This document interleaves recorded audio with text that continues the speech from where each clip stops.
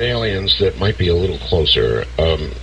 Many people, yourself included, I believe, theorize that we may have other dimensions. Now, that would mean perhaps that there could be another, or perhaps many, simultaneous worlds all around us, happening around us all the time. It's just separated by a dimension that could be, I suppose, very thin. That's right. And it's sort of like, two sheets of paper with ants living on each sheet of paper, living their lives, not realizing that just right next to them, there's another sheet of paper right on top of them that where they inhabit. H.G. Wells, the science fiction writer, loved this idea. When he wrote the book, The Invisible Man, it was the fourth dimension that made the Invisible Man invisible. Hollywood gets it all wrong. Read the original Invisible Man, and you realize that it's the fourth dimension that makes an object invisible. You hover right over our universe. Light travels beneath the Invisible Man, and that's why he's invisible. Now, in the old days, we physicists used to laugh talking about these higher dimensions, like Twilight Zone. But we don't laugh anymore. Like I mentioned, the Large Hadron Collider, we think that one set of experiments may actually reveal the presence of another parallel universe. This is serious business now. An 11 billion euro machine. One of its purposes is to look for these higher dimensions. And string theory, which is what I do for a living, that's my day job.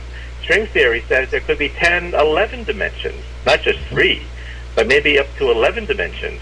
And the Big Bang was a bang that resonated to 11 dimensions, not just the 3 dimensions that we're familiar with.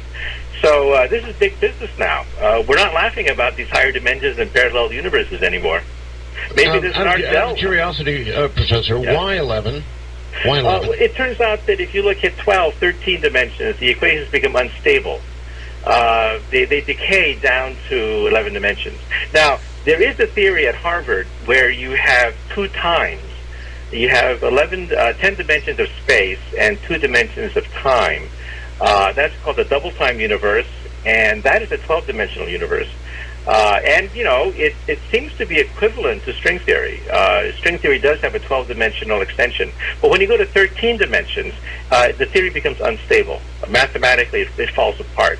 And then it decays down to 11 or 10 dimensions. Well, you're sure right about one thing. A lot of the things that you were chuckling about just years ago, in fact, with me on this program, you're not chuckling about anymore. This is big business, very serious. We now have machines that can actually test a lot of these bizarre theories right out of the Twilight Zone. So this is something that we take very seriously now. So parallel universes, we think that could explain the Big Bang. The Big Bang, in fact, may have been a collision between these bubbles. Think of our universe as a bubble. We live on the skin of the bubble. We're like flies trapped on flypaper. We can't escape the bubble. The bubble's expanding. That's the Big Bang theory of Einstein. But there are other bubbles out there. Other bubbles, other universes giving us a bubble bath. The new paradigm is the multiverse. We think there could be many bubbles out there. And sometimes these bubbles bump into each other. That's called the big splat theory. Other times these bubbles fission in half. That's called inflationary theory. And these bubbles bud other bubbles and split and reform. That's the multiverse. That is now the dominant paradigm that quantum cosmology delves into.